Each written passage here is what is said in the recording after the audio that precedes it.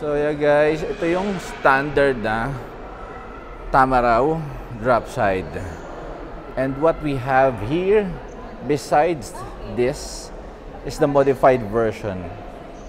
Yeah, so this is the one.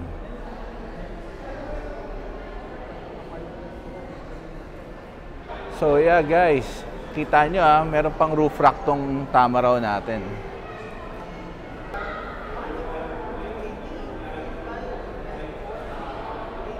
And this one also with bed liner. Yeah. Nice.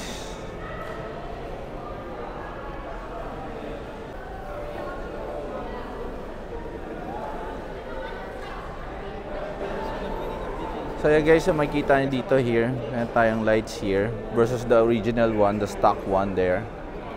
Then, sa idea natin sa modification is this one, the side molding. Nice.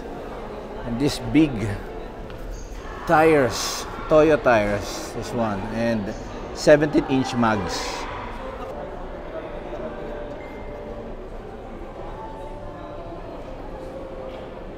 So yan guys, ang ganda ng side molding.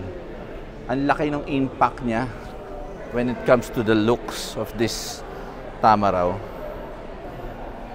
So ito nakikita nyo, this one, itong mahabang bar na to. Yan.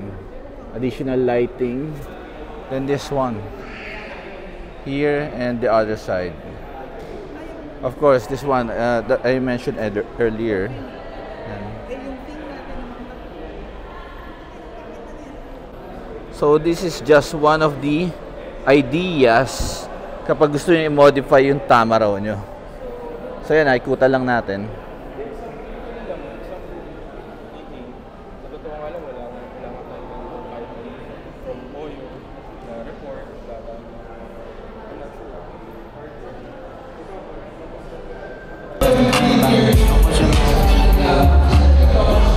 Since deep spring ang Tamaraw like